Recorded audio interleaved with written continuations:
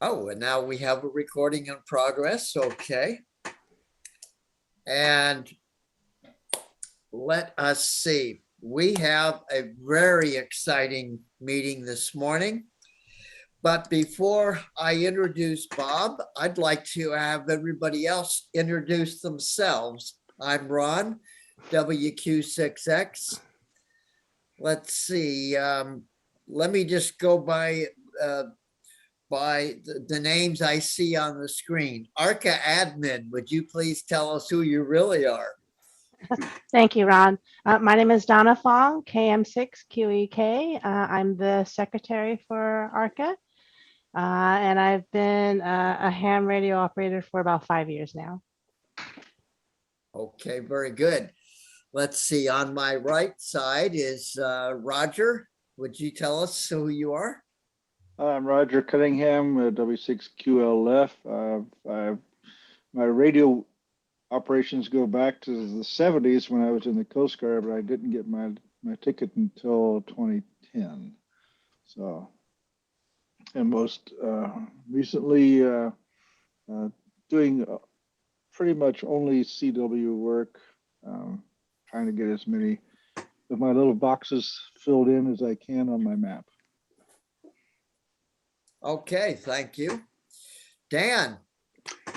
Yeah, I'm Dan, KG6YZF. Been fairly active in the VHF, UHF, and just this year, I'm finally getting started on HF. So I'm in the process of gathering gear and trying to learn stuff and kind of get ready to start doing some HF work this year and working on CW at the same time with Roger. All right. I love it when people are CW bound. That's how I got started. Gene, would you tell us who you are? I'm Gene Deschille. I moved back to Alameda about a year ago. I grew up here, graduated from Encinal High School in 1960 and got my novice license here. Before that, my big thrill was to work Maui on CW as a novice rockbound. Oh, wow. Okay. A rockbound novice. I remember those days. And let's see, another ARCA admin, Zach, tell us who you are. Hi, my name is Zach, W6AKE. I'm a recent ham. I've been a tech for the last 3 years or so. And only now I'm just starting to get into DMR and all that sort of stuff. So. Okay, thank you. And Joe, in R7Z, tell us who you are. Hello, can you all hear me? Yes. Okay, just want to make sure. Yep, I'm Joe Seitz, NR7Z. I live in Livermore, and I've been licensed since a long time now, 1977, and do mostly portable ops because of the HOA situation here. So. And I enjoy it. It'd just be nice to have a station at home, though. Well, very good. I grew up in Livermore. That's where I got started in radio. So let's see. Tom, Sharon, haven't seen you in a while. Welcome. Hey, how you doing, Ron? Can you hear me? Yes, we can. Yeah, I've been out under the weather. I fractured my fibula and tibia on January 1st over getting on my boat. So I've been healing up. So how are you doing? We're doing good here. So welcome to have you back. Hope you heal well. We have a call-in user, and that is who? That could be me, Sam, KJ6 Alpha Foxtrot on Bay Farm Island. Okay, Sam, thank you. It is you. And then last but not least, Michael John Torrey. Michael John, KF6YRG. Okay, very good.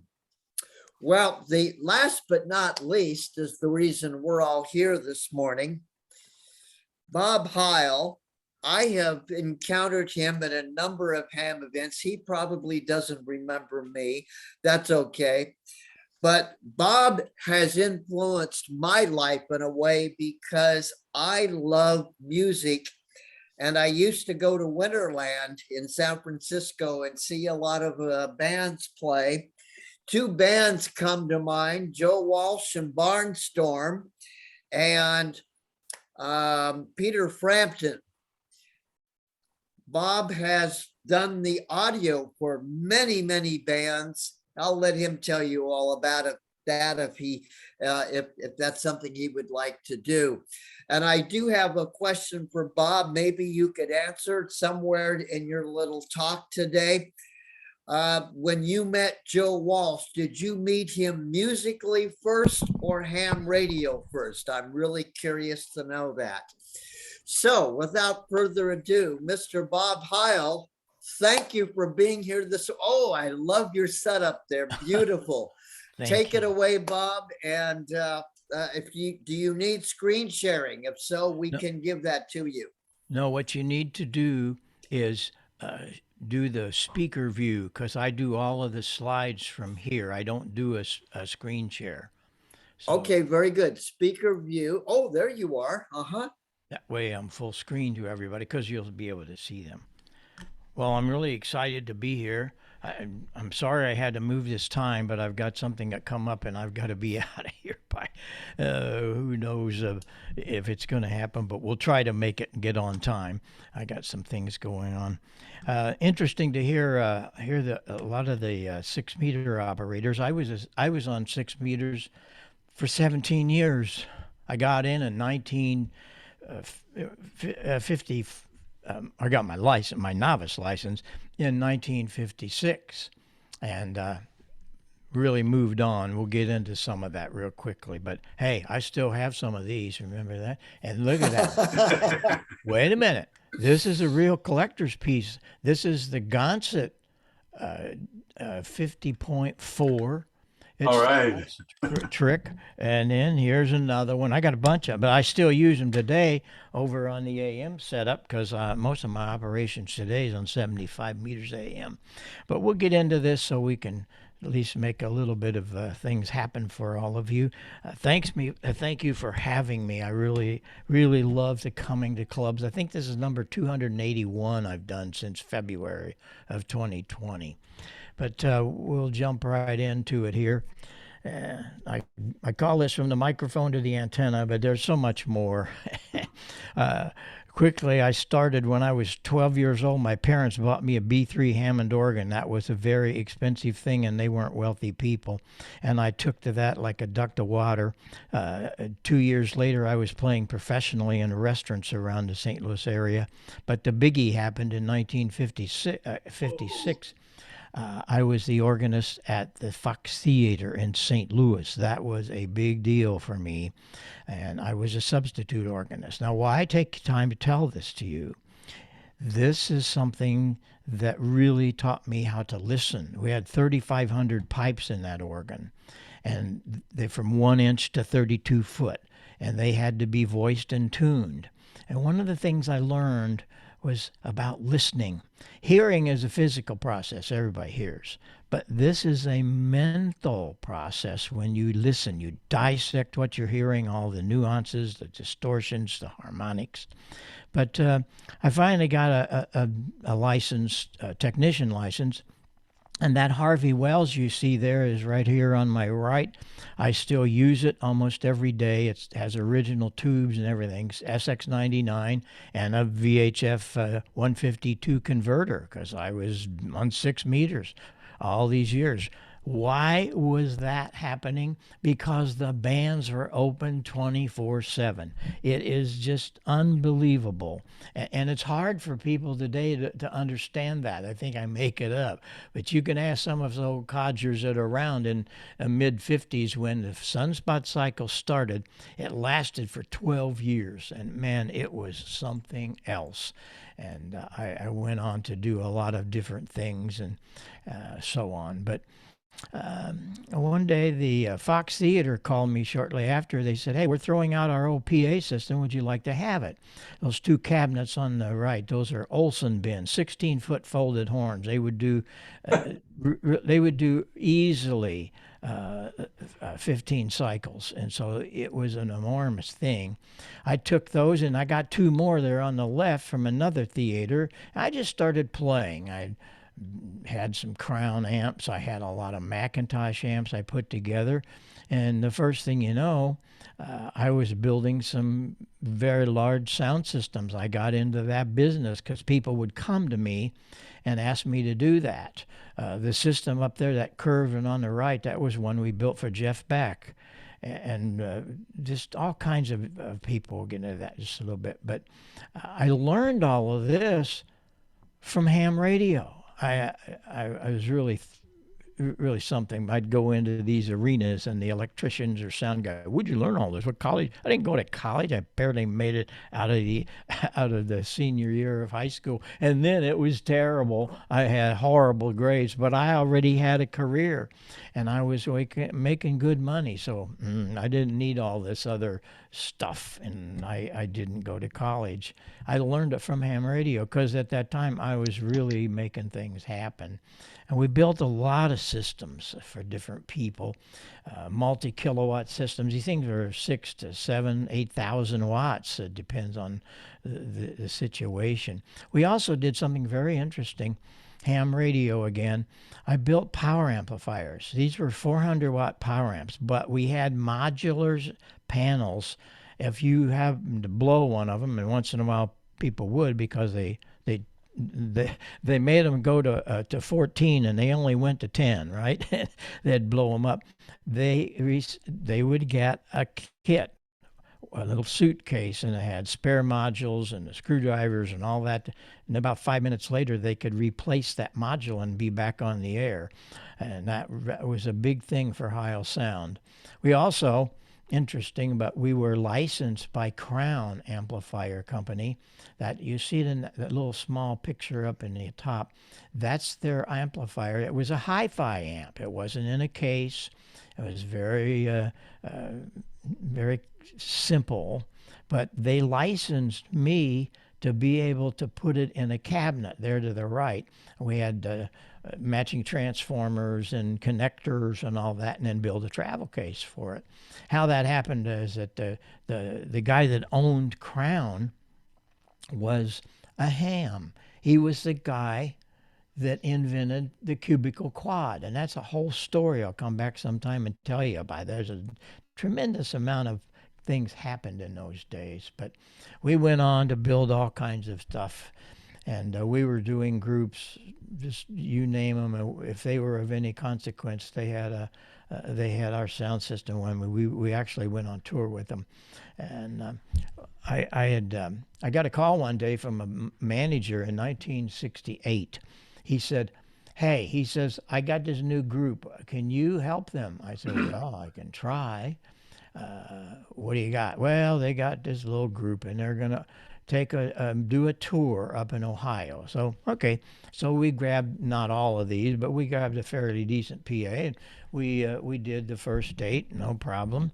And the next show, wait a minute, we discovered we were both hams. Who was the group?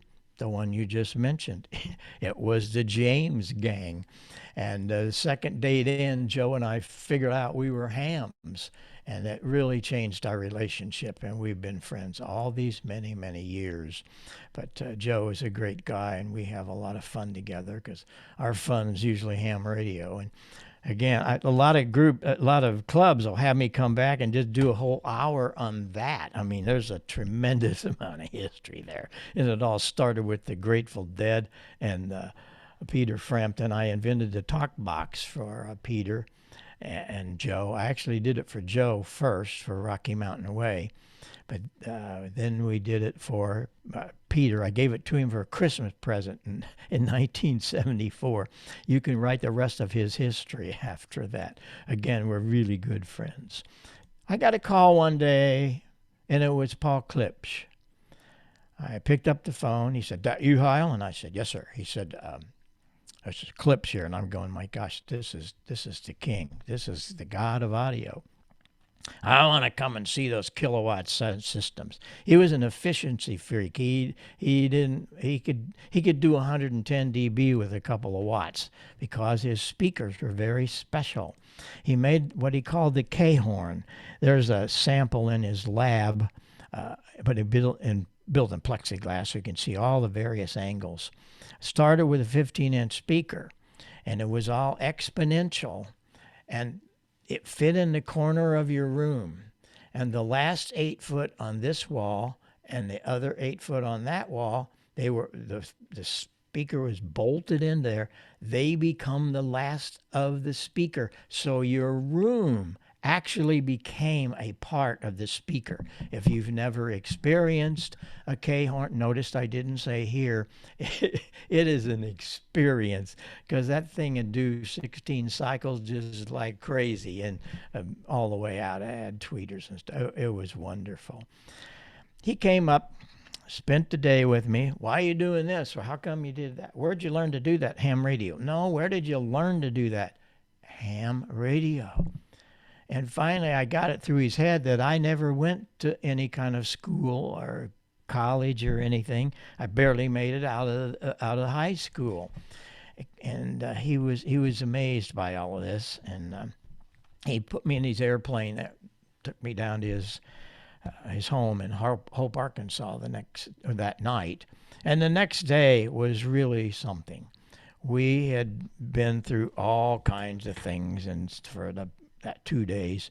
But one of the things that Paul Klipsch taught me and guided me to was the studies of the Bell Laboratories. You see, there were Bell Labs, they put the telephone system together. And when they put it all together, it didn't work. They ran 2 wires from New Jersey out to California. And every 500 miles was a relay station, because they wanted to keep the voltage up. They wanted to keep the current up. So that's why they did all of those.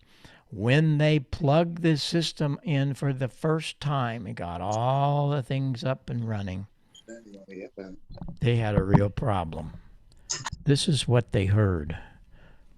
It was not articulate. It was very mushy. It had no articulation. And so what are they going to do? I mean, they'd worked years. So they put 4,000 scientists onto this project. The project was to get the telephone system to sound halfway decent. And so away they went. What they ended up doing was calling 2 of the head scientists. And I would hope that you guys and gals would know about these guys, Dr. Harvey Fletcher and Weldon Munson. They did a thing called the Fletcher-Munson curve. They did a test on the human hearing system, and this is what they found. It certainly wasn't this. Everybody thinks they hear flat. No, you don't. Here's the problem. You'll notice up at the top, that's 110 dB. It's almost flat. That's why kids like to listen to their music loud, because they hear all the bass, they hear all the mid-range vocals, they hear all the cymbals. And so that's why they do that. But look down here at 20 or 30 dB level, which you're probably listening to now. Looks like a ride at Disneyland. Then they came up with this. This is 3K wide, this graph. And wait a minute, 3K wide. That kind of sounds like something that you guys and gals talk in every day, isn't it? Uh-huh. Ham radio is only 3K wide, single sideband and all that. Well, what are we going to do about this? They discovered, as you will notice, in between the 2 and 3K, look at that 2.5K. That's exactly what I did a minute ago. I'm going to do it again. I have a parametric equalizer here, and what I'm going to do is I'm going to just remove that 2.5K. Going to take it down to flat. And there it is. I did not turn up the bass. I didn't do anything but take out 2.5. The essence of sound is simply not there. Before that, it was very stunning. Well, let's put it back. All I'm doing is bringing back 2.5. And now, listen to the difference. The F and the S are very distinguishable. Before, they were just muddy. Now we have some really great articulation. And this was missing in the phone system. The equalization did not have any presence in those days, 1920s.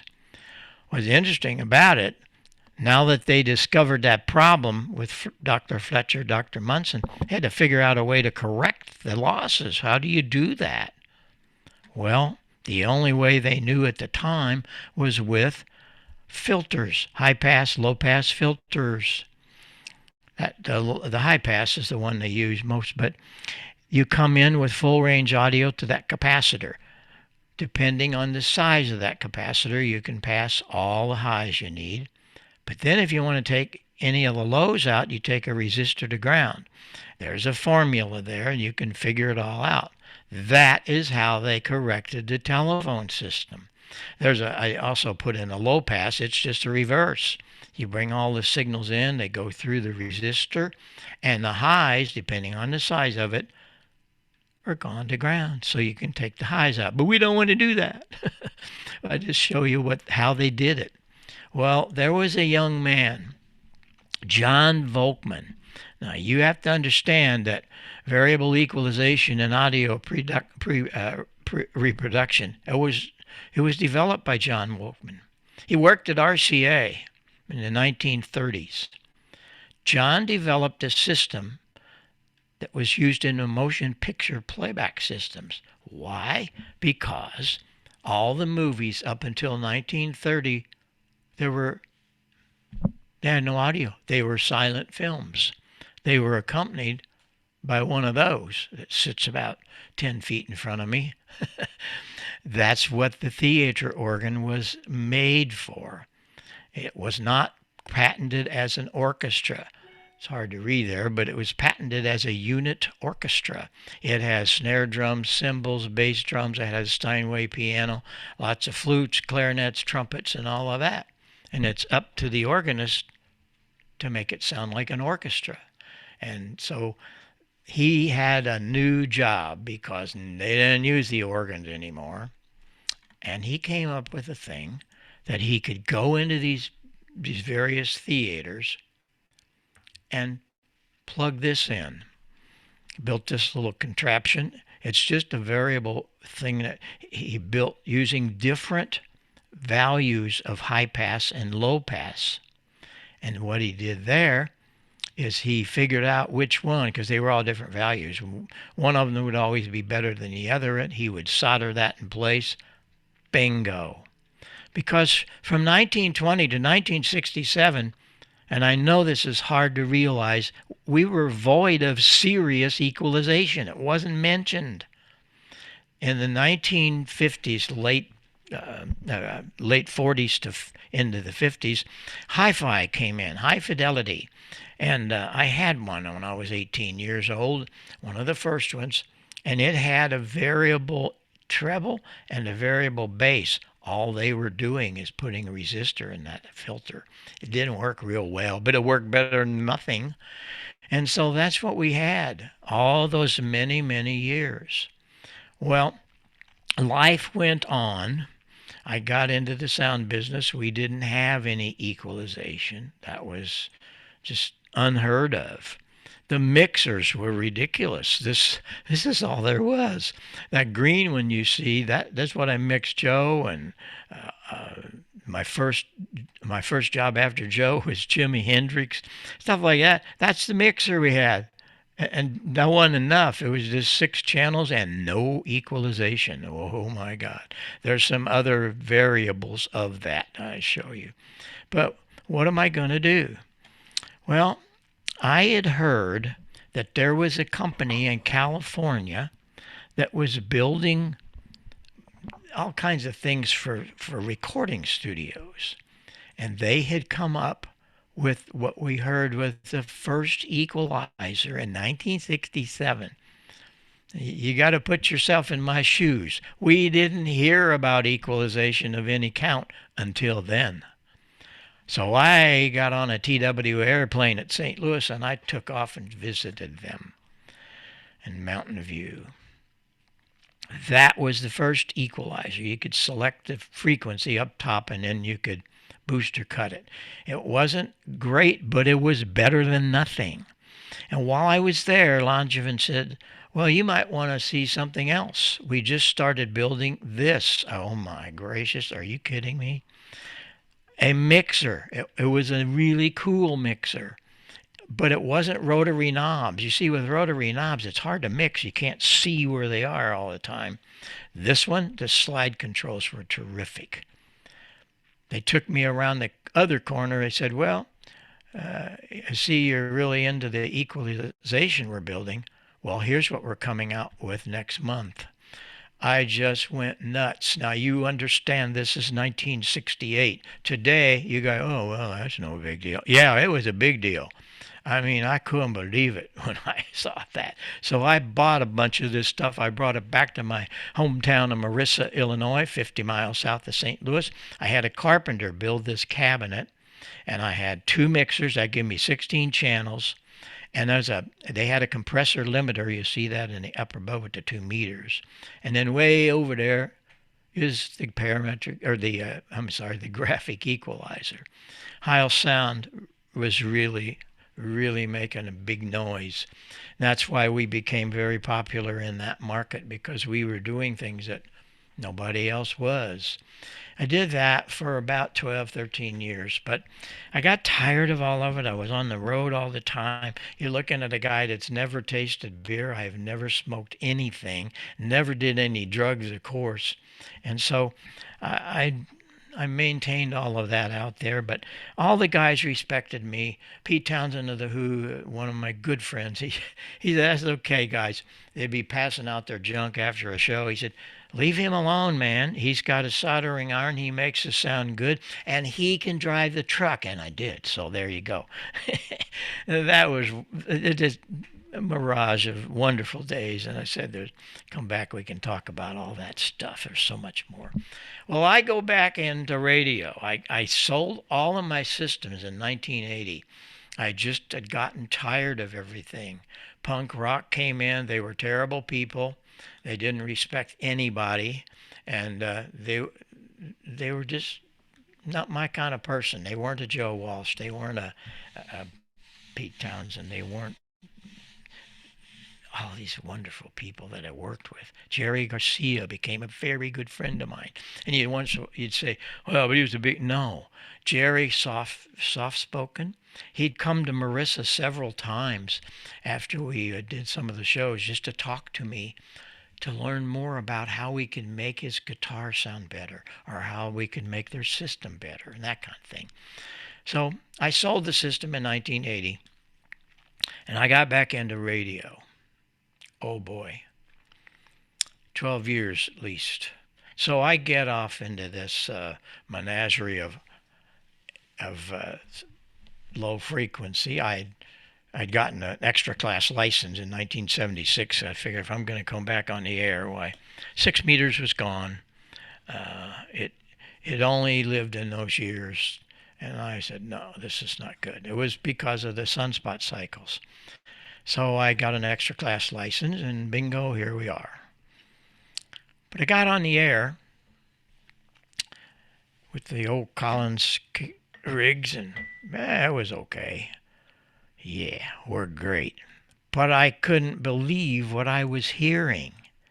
Everything was all distorted and mushy, and I'm going, wait a minute, what's the deal? A few of them had it right, but oh boy, it was not good. Well, it was time for me to borrow some ideas from young John Volkman back in the 20s, right? I was so happy that Paul Klipsch guided me to all of these studies where I could understand what was going on. In 1981, I built the very first equalizer for ham radio. I named it the EQ200. It was 2 bands. I set the frequencies after a good year on the air with some of my friends, figuring out that the bass should be at 160 plus or minus 12 dB. And the treble, where would the treble be? If you don't know this, I failed earlier. 2.5K plus or minus. And so I could roll off some bass and punch the heck out of that articulate 2.5K. Well, a lot of people would come to me on the air. What are you doing? Why don't you build one of those for me, type of deal. So I wrote an article and I sent it to QST. And I didn't expect what happened. They called me from the league and said, this is going to be a very good article. It'll be our lead article, and it will get the cover award for July 1982. Because we did a research, and no one has ever brought equalization to ham radio. And I only made one mistake. I put my phone number in the parts list. Everything was there. You could build it easily. But people started calling me, wanting me to build it. Well, I had closed the plant, Heil Sound, in the sound business. I'd closed that plant, 7,000 square foot. I still had some of my equipment that we had made, printed circuit boards and stuff like that. So I called 2 of my best solder gals, and we started building EQ200s. And it was really something. I didn't realize what real power it was going to have, because the deal there was I wanted people to build. I was a builder, and I wanted people to build. So with a lot of people not wanting to build, I called my solder gals, and we went back to work at Heil Sound with building the equalizer. And as you can see here, I got that 2.5 almost wide open. I've rolled off some bass. There's a nice balance between the two, but you definitely want more 2.5K. It was really simple. You plug a microphone in the back and a cable from that to your rig, and away you went. Well, that was a wonderful experience for me. But in 1999, I got a letter from Dr. Inouye Communications, ICOM. He was the founder. He had a picture of his station, and he had this picture that showed his, at that time it was an IC 781. That was a great contest rig, great rig period. It was the first rig that had a scope in it, a real CRT. And he had a picture of one of my equalizers he had bought. I never did know where it came from, but it came from me, or from our plant. And one of my Goldline microphones. I'm going, wait a minute. He writes in the letter, I'm thinking of new radio, and I want to use EQ200. Can you help? Well, they could have done it, but he showed me what they had planned, and it was right on. Of course it was. These guys are engineers. And so, from 1999, right around 2000, Pro 1, Pro 2, Pro 3, all the way out to the wonderful little 705, 7300, 7610. They all have my 2-band equalizer. But after that came out, there was a problem. A lot of guys and gals would just leave it in the default mode. And that really concerned me, because they didn't know anything about EQ. It wasn't talked about much, so I had to start writing papers in a lot of the magazines, and then the internet started firing up, and so we had to tell people how they had to adjust it. And with you today, when you sit down at a radio, what is the very first thing that you want to know? What are you going to do? Is it going to be General Ragchew? Is it going to be DX? You're going to do net controls? You set the transmitter bandwidth. And that's really sad because a lot of guys and gals, they don't understand bandwidth. They just kind of, and so we're able to set it wide. They're usually, most of them today will have a setting of 2.9 and a mid at 2.4. They also have a narrow at 1.8. You can't use that for a speech, but some do. Really pinched up. Okay, we're going to do a Ragchew. We're going to do 2.9. So you're going to set the transmitter bandwidth to 100 to 2900. You can go in and adjust that bandwidth. And if you desire less bass, you go up to 300 on the low end, or maybe 400. And then you adjust the equalization. For ICOM, you roll that bass off, -2, -3, and you put the treble at +3 or +4, because that's 2.5K. Do you really need compression? No. I get in a lot of trouble because I absolutely despise compression. We do not need it. If we have the proper microphone and we have that equalization set right, beautiful. And you really don't need compression. It adds distortion. I go freako when I hear a distortion. Remember, I learned to listen, and I want you to learn to listen, dissecting all of those nuances. And compression drives me nuts. If you're going to do DX work, well then you set that transmitter for 500 hertz on the low end and 2500 on the top end. You're rolling off all the bass, punching up all the treble in your EQ.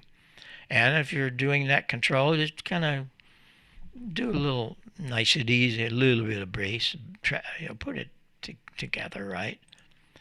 This is what it looks like when you look at a graph of that. Something at 2.4, they're missing all that last octave. It's gone. And so you want to be sure and do that. And some of the newer rigs, this is what the panels look like on an ICOM 7300. You set the bandwidth at 100 to 2900. That's the first thing you do. And then you roll off some bass, -2 plus or -3, and you do +3 or 4 of the treble. That's 2.5. And so it really makes for beautiful sounding signals. That's another look at a different ICOM, but they all have the same thing where you can adjust all of these different things. Dr. Inouye also asked me to build a proper microphone. These companies don't build their own microphones. They get an OEM thing, put their name on it, and they fooled us for years. So we built the ICM. It only works on ICOM. It almost spells ICOM. It's very inexpensive. It comes with its own cable and connector, because I don't want people using different cables and try to plug it into a Kenwood. It won't work. So this is the baby. It really brings an ICOM to life. What about Yaesu? A couple of years later at Dayton, Dr. Hasegawa, his family owns Yaesu. We're the founders. He comes into the booth. He's a big, tall Japanese guy. Great guy. He says, I want to talk to you. I want to do it better. I said, wait, what are we doing here? Let's step out of the booth. And we started talking. He wanted to do Yaesu, an EQ for Yaesu. And I said, well, the only way we can do it better is if you did a parametric. Oh, that'd be good. Nah, not so fast. What'd be the problem? Education. What do you mean? You see, with the 2-band shelving that I did, I set the frequency of 160. I set the frequency of 2.5K. When ICOM put it in their radios, it's already set. All you get to do is plus or minus those filters. You don't need to change them. But what about a parametric? It really is the best, but oh my. Here's what a parametric EQ looks like. This is what we use in the broadcast world, and this is mine from my desk over there for my AM transmitter. The Symmetrix 528E, it's absolutely the equalizer. It's got compression, it's got limiting, it's got what we call de-essing. A lot of radio hosts have real top-end S's, and that'll drop in, it's called a de-esser. But look at the bottom picture. The rest of that is equal as there's 9 controls, everybody, and we don't know where any of them are. What are we going to do? And that's what I try to tell Dr. Hasagawa. The thing has 9 buttons and none of them are set. You have to figure it out. You have to find out where they all go. And so in our first few years of Yaesu with the parametric EQ, the first rig was in their 9000, which to me is the absolute epitome of a single sideband transmitter. It's got everything going. What do? It's pretty simple. There are 3 filters, okay? You have, let's take one of them. You have 3 controls. You set the frequency, you set the level, plus or minus, and you set the bandwidth. How wide do you want this audio filter to be? And so, no problem, right? Yeah, but you got 9 of them. Okay, let's go look at that. The Yaesu has this type of screen. They're all the same. From the 9000 through all of their transceivers up to the new 101. Yes, it will look different, but if you get into it, you set the bandwidth up at the top, right at the top, set that bandwidth 200 to 3000. That's what I do. Don't forget to do that. That's outside that box. Be sure you set the bandwidth filter. It's so important. Then you go to the page that has all the filters. Now you notice I fuzzed all the left side out. The reason I did is all of the equalizers in a Yaesu are alike. They set the frequency level width, frequency level width, frequency level width. But they are assignment numbers. That's what all that fuzzed out stuff. 201, 202, 203. Other Yaesus would have 301, 302. We don't care about all that nonsense. All I want to do is get to them so I can set the frequency, and I do that at 200. I set the level at -3, and I set it at 2 octaves of bandwidth. Don't question it, just set it at 2 octaves of bandwidth. The next one is I set at 900, anywhere between 600 and 900. There's a real boxy sound that happens, and so we're gonna get rid of that. -3 dB for that 800 or 900, 2 octaves of bandwidth. And if you don't know where to set the third one, I have failed today. It's 2.5K and it's +8. We want to make that really happen, but it's really simple. We learned quickly that I had to get this up on a site, so we started a website. It's on our page today. You go to the Heil Sound Ham Radio page, into the support, the DSP settings, and you'll find about 50 pages. How to set Yaesu, how to set ICOM, how to set Elecraft, how to set Kenwood. But this is one of the things you'll see, and you see how easy that is. You set it at 200 -2 or 3. -2 is the level, I'm sorry. And then you set the level. And you see, all of this kind of stuff is there for you. And it just repeats what we had here. And the parametric EQ is really cool because, see, you can you can move it around, those red dotted lines. You can those filters can be moved around frequency wise, and then plus or minus. And then the bandwidth also in there.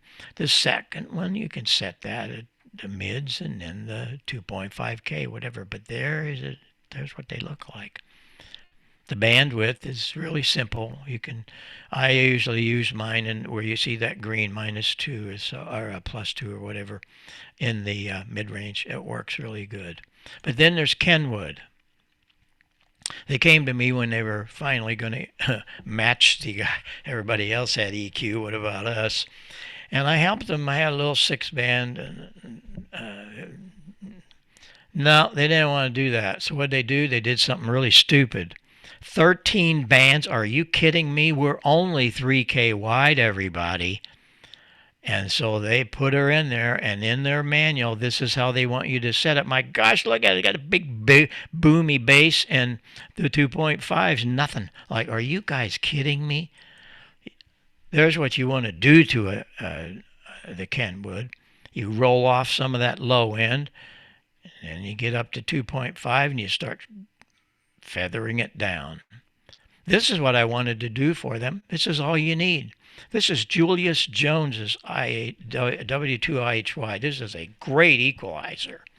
And you see how I set it. I rolled off the bass, come up through 800, 900, and we start feathering up. You just don't chop it from one to the other. You kind of gradually, or feather it, we call it, up to 2.5, and then feather it back down.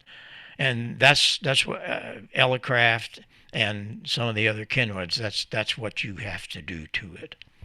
And so you figure out what you want to do. And remember, hearing is a very important thing, and you want to make that happen. We also make elements that'll help you. This was very popular when I came out with it, and still is. In 1984.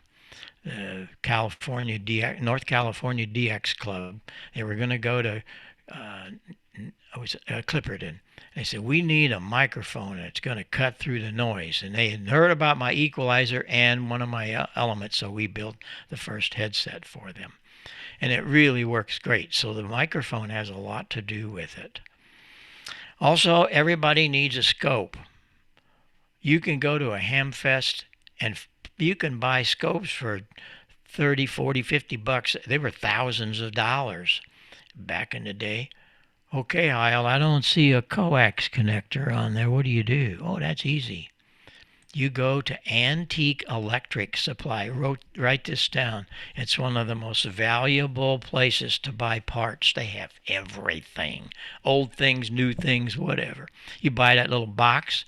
You put 2 coax connectors where you plug it in line with your transmitter. And you do a little voltage divider on the input.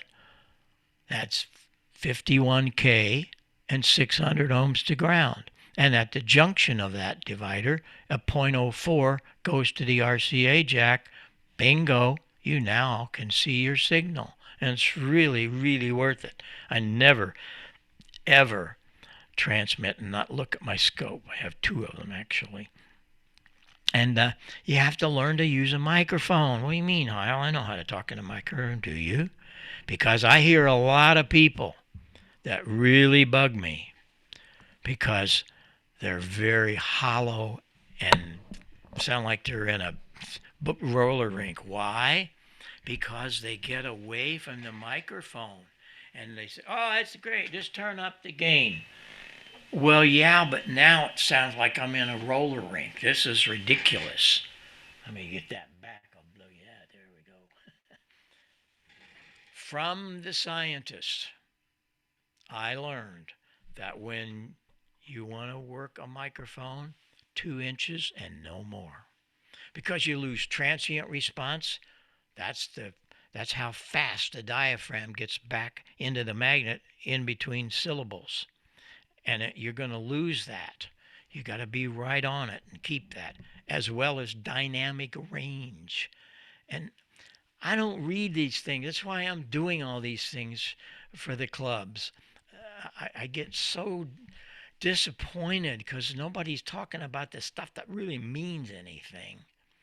And the other thing, this is very important. Learned this from the scientists. Every time you double the distance, you lose 6 decibel. 6. Now think about it. If you double your power, that's only 3 dB. Well, you're going to throw 6 dB away by backing off. It's just so sad that this is not in the handbooks. It's really something. This is a PR 781 that I'm using. I really like this. It's become the podcaster's dream and ham radio. It's just incredible. Most of the dynamic Kenwood users, Elecraft, Yaesu. This is why I built this. I did the one for ICOM, and I felt we got to do this to help us that use others.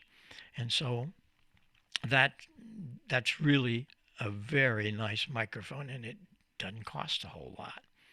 But Joe Walsh asked me about 2006. He said, "You need to build me a better microphone that I don't pick up all these guitars behind me." Really? Well, how about let's do something, and started working on a microphone. Let me unplug this one.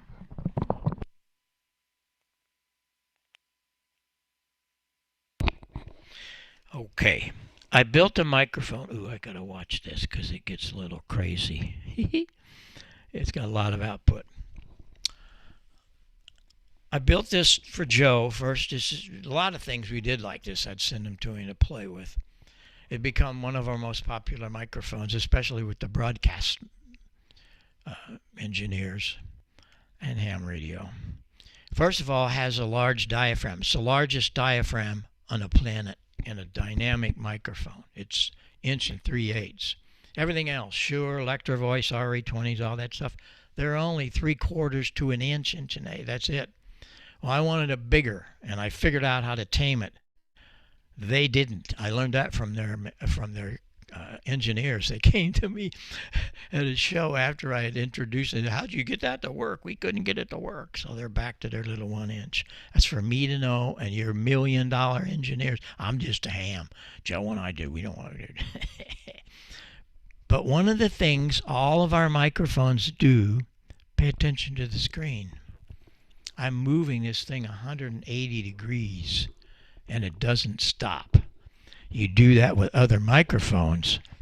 In fact, yeah, let me show you why Joe needed this.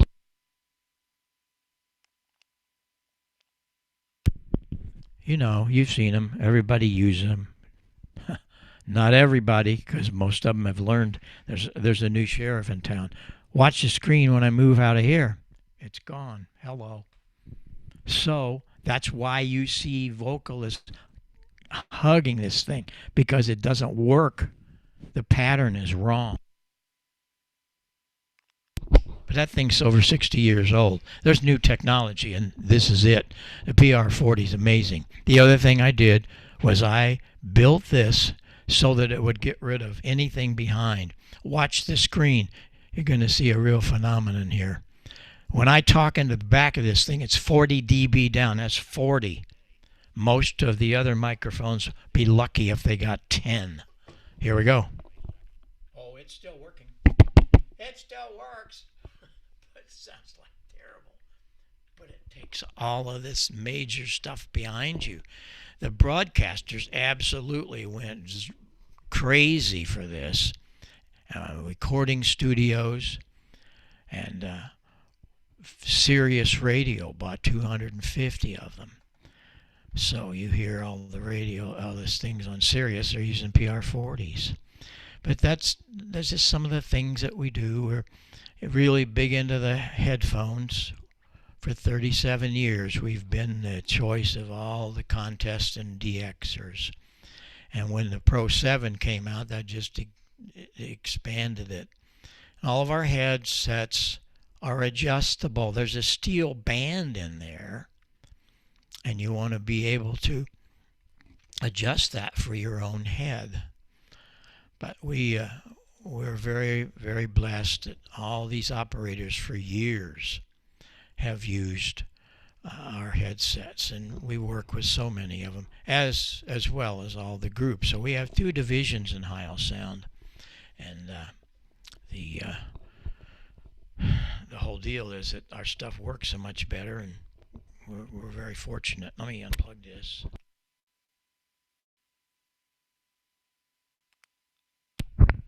And we're working on so many other things.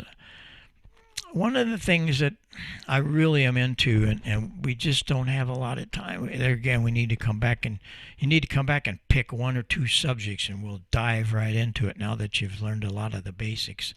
Phasing is so important. When Wes Shum came to ham radio in 1948, it wasn't Art Collins. He was 6 years late to the party. He brought the first single sideband transmitter. How'd he get rid of the carrier? How'd he get rid of the other sideband? It's single sideband. Some idiot piles on top of your receiving frequency and you hit a notch filter, he's gone. How's that work? Hey, it takes his signal out of phase. He's gone. How does a Yagi antenna work? All these various things that you see there is all because of phasing. And it's my favorite subject. But do you ever read about it? No. Well, you might read about it, but has anybody ever showed you what we're talking about? Well, we're going to do that. This is probably, this and learning where 2.5K is probably going to be the most rewarding for today. Let me unplug this.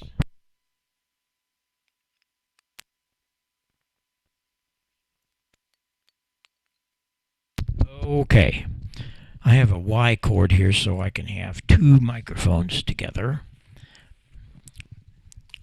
I'm going to plug both of these into 1 input. Okay, here I'll show you what I mean. That's the cable. There's a Y so I can have 2 microphones. Okay, and they're all in phase. When I bring them together, it's going to raise how many when you double your power? 3 dB. Well, wait a minute. 1, 2, 3. What? Close your eyes and see if you can hear and listen to 3 dB go away. 1, 2, 3. No. Why? Because the human cannot detect 3 dB.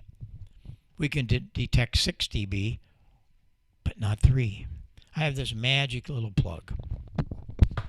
We're going to plug this plug into this microphone. And then we're going to plug this into here. Well, great, Heil. It sounds exactly the same and it's out of phase. When I talk into this microphone, the diaphragm comes up.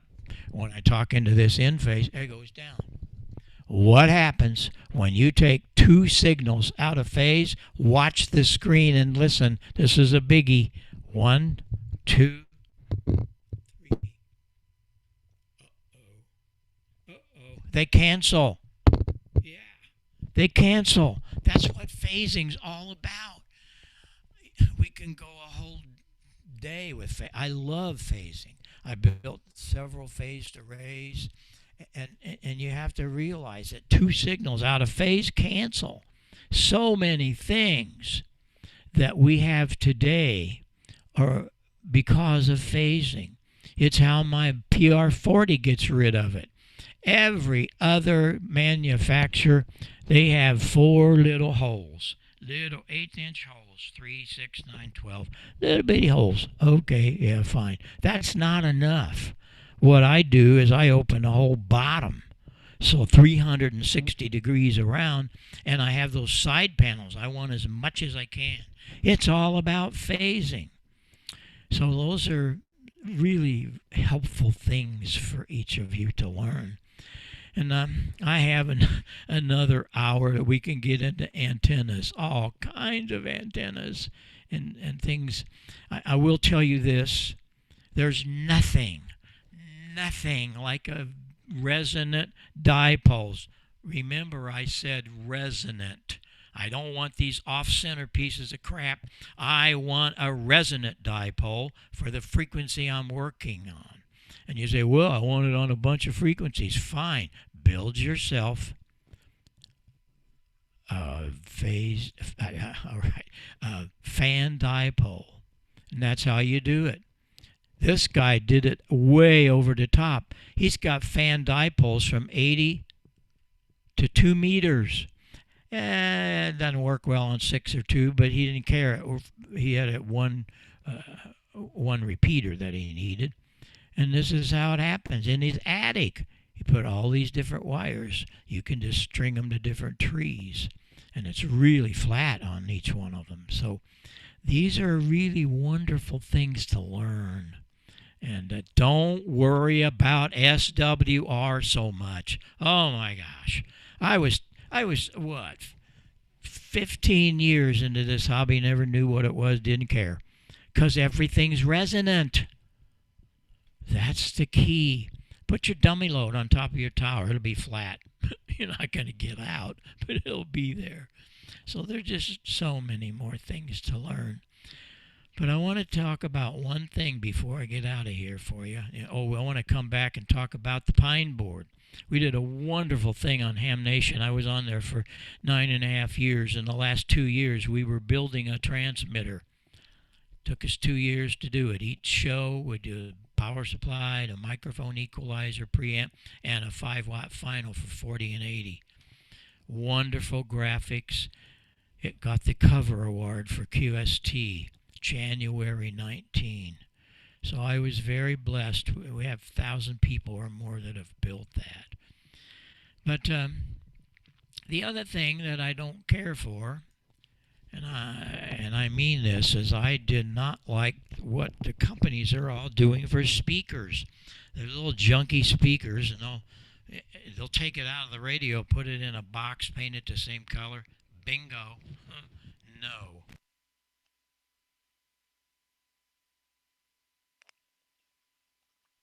And so I said, we're going to fix this. Look at the size of the magnets on that thing. And that's a 25 watt at 0.1%. Very, very low distortion. But here's what happened to it.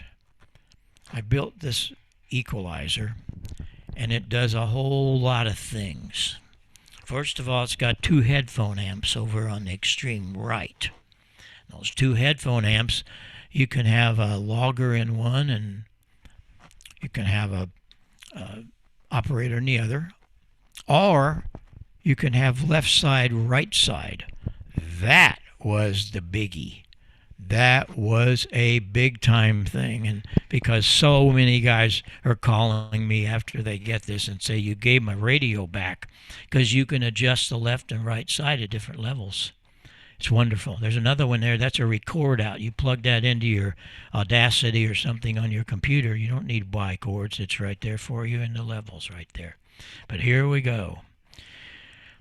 This is an amazing product. Let me do something here. It has 3 filters. The high is set at 6K. I set that. You can increase or you can decrease it. The low is at 160 hertz, and you're gonna notch that. And so here you go. Here's how you hear him. Echo India 8 Bravo Lima Bravo EI ATLB calling in by. That 2.5K really sings. Single sideband signals that are mushy and bassy, difficult to understand. Set it back flat again. You can add some speech This is the gain of just this by filter. adding some 2.5 And we can mid-range. change this. There's the way you hear this guy. It's not the same as a rig built. Put a little gain in this filter. Here it goes. You know, the receivers will never. Listen how much better. So it's kind of nice that again. There it is, the way you hear him. There's another one. Here's the way you hear By the him. way, paid in the area. They gave me 5 years seniority, but I was basically starting at the bottom. So many times people who There's the way you hear it. spend 20 years in the Navy or whatever the military is and retire, people say, "Well, you got it made." And we're really, really getting great reports from all aspects of that product. The parametric receive audio system. A lot of guys buy it just for headphones and don't have to use the speaker. They don't use a speaker, so that's a good deal. But that parametric mid, being able to adjust that frequency, really means something. Get some guys real tinny. Sure enough, I can copy it. Put some lows in it. Here comes the biggie. Here's the way you hear this DX signal. We get everything else for that. India 8 Bravo, Lima Bravo, EI ATLB calling in by. Here it is flat. Sierra, Germany. I hope I have it right. Very good day to you from Ireland. Name is Lima, India, Alpha Mike, over. Here it is flat. CQ 20 meters. Echo India 8 Bravo, Lima Bravo, EI 8. There's no question. We all need this. And I'm telling you, it has so many other uses. We're finding people using it on their televisions, me being one of them, and all kinds of other things like that. But I'm very proud of it. It took me 2 years to do this, but it really works. You can get my handbook. It's around. All the dealers have it. Or you can call our plant, and I autographed a bunch of them. You get an autographed copy, no extra charge. But I'm very proud and very honored that years back, Heil Sound was inducted into the Rock and Roll Hall of Fame in Cleveland Museum. And that mixer you see me standing in front of, that was for Quadrophenia I did for The Who, so we could do quad sound in arenas.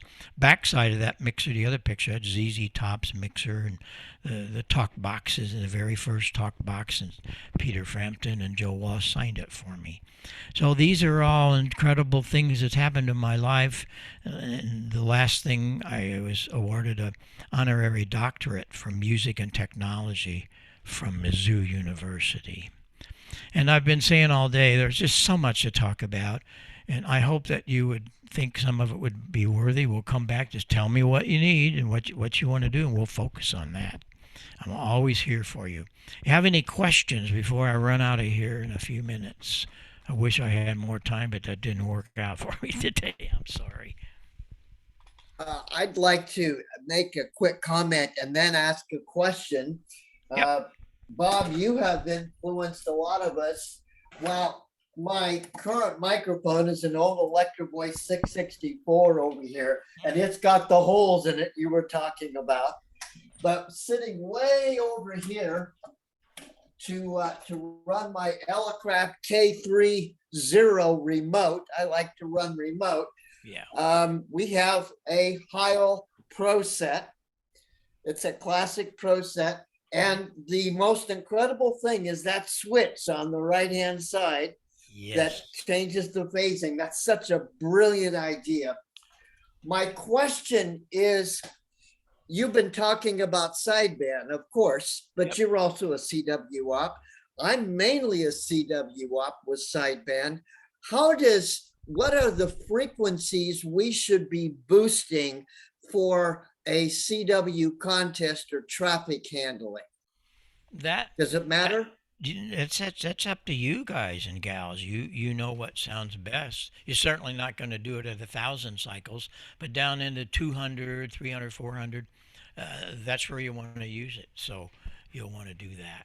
And, okay. Well, I've been playing with the concept called stereo CW, which was published in a 73 magazine article, and I use Autech QF1A filters to do the thing. And so what you've been teaching us today about frequency response and phasing is so beautiful. And we've recorded this so that our members can review what you just said, because you know the question, did we listen to you? 2.5 is it.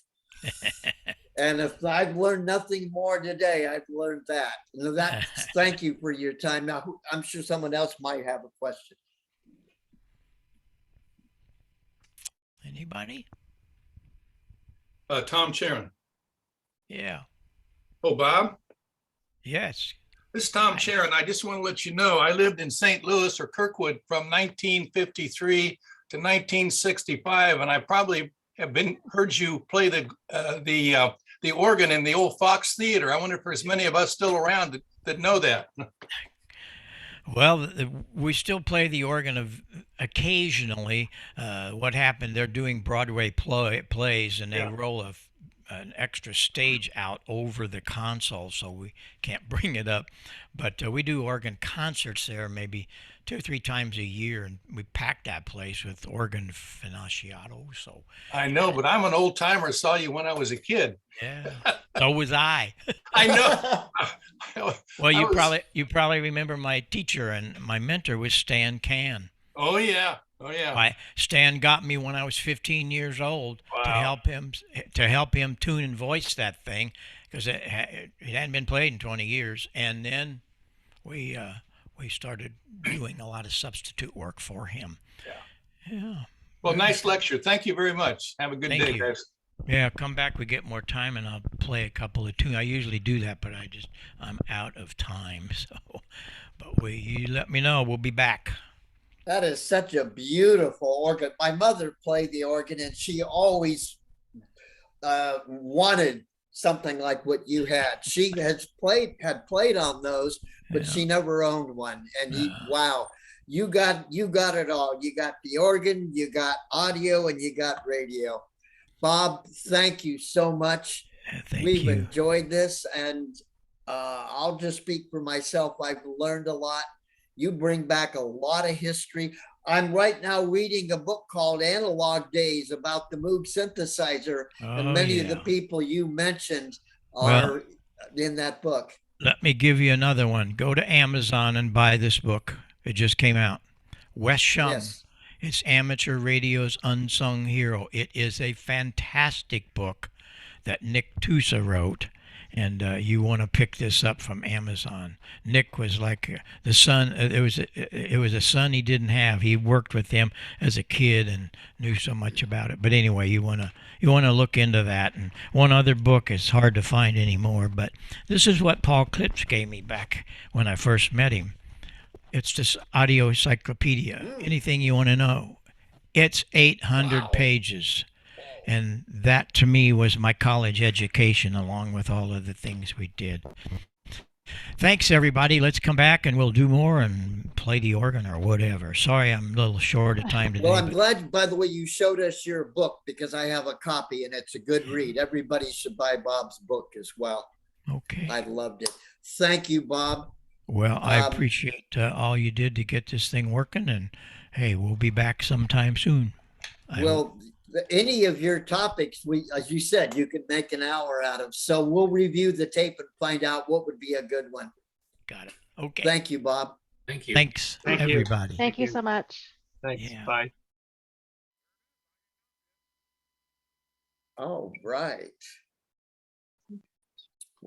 What an interesting morning, because I've been reading about this history of the Moog synthesizer, and then to hear Bob talk about all of this. Wow, what an amazing setup. Well, this is what we came here for. We have a tape of it. I don't know what it'll take to make that tape available, but I'm sure a lot of people could benefit. And who actually organized this? Because I want to give you a thumbs up. You made it all work. It probably was more than one of you worked together, and you got Bob here. What an incredible thing. Thank you very much. It was a partial effort between me and Roger, who has dropped off the call, but Roger was the one who introduced me to Bob. And Bob was the one, it was basically me going back and forth between him and me and Bob, trying to get him. Like, I know I tried to get him for the December meeting, and that didn't work out. And well, now you guys have Bob as a resource, so that way from here on in, you can always call back, like schedule with him any other future presentations. So great. Yeah. Thank you. That was a real treat. Yeah. I had to restrain myself from asking him a question I asked him years ago. I said, when are you going to come up with a wireless microphone headset? And he said, never. So I decided I wasn't going to ruin his day today by asking him that, because I can see that they still haven't done it. Wireless microphones, I guess, are tough because you can get RF from your radio and totally wipe them out. That's probably why it's never happened. But if it was ever to happen, Bob is the man to do it, no doubt about it. Well, okay, it's a little after 10. Do we have business that we have to conduct? Or has that already been done? We have not. So there are 3 things that we need to go over. The first one Why is don't you stop the recording? let's see.